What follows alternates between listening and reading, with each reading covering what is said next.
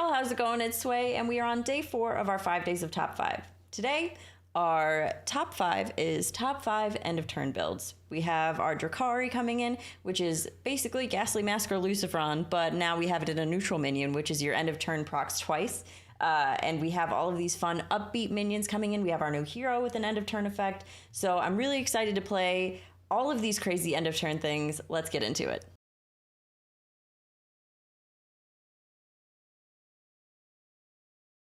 All right, coming in at number 5, I'm going to just go ahead and list these 3 things that we all already know, because I do think they're still going to be fun.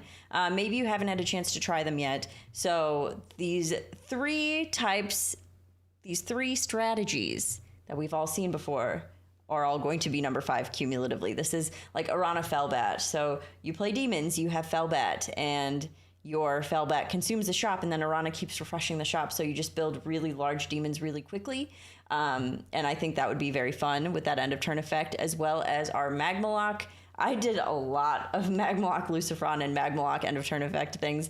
Magmaloc is not going anywhere, so if you haven't tried it yet, highly recommend it. And then, of course, just your plain old Quillbore build with Charlga. Charlga getting that gem on all of your minions at the end of the turn.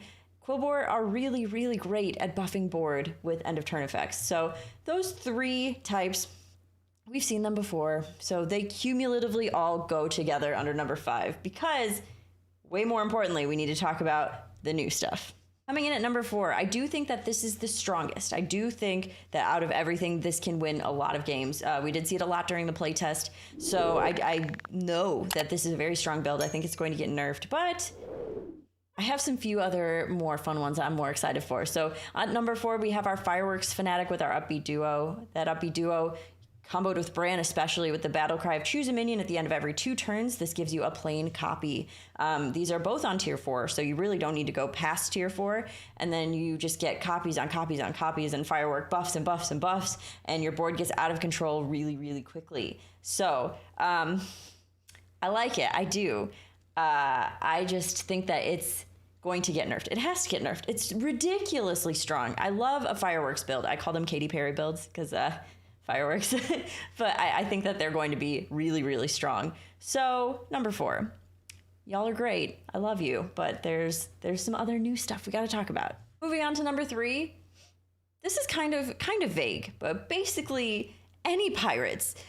Let's say gamblers. Let's say gambler. Gambler with our Upbeat Impressionist. At the end of every 2 turns, make a random pirate in your hand golden.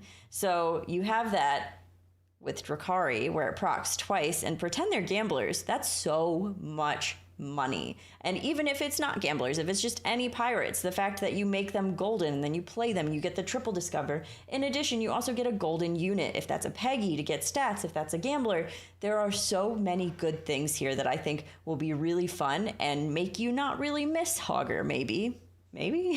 At number 2, we do have, okay, I'm really excited about the new mech things and the magnetic and the change to magnetic where you can magnetic onto a full board. We have our utility drone magnetic comp. So at the end of your turn, give your minions +1/+1 for each magnetization they have. So you have all of these magnetic minions, you attach them, you even have, say, the polarizing beatboxer, which of course is a tier 6, so it is going to take a little bit to get there. Where whenever you magnetize another minion, it also magnetizes to this, so you're getting double the value there. And then your utility drone, end of your turn, getting those stat buffs, like having just these beautiful, large, divine shielded minions that are getting stronger and stronger with this utility drone, I think would be a really, really fun comp.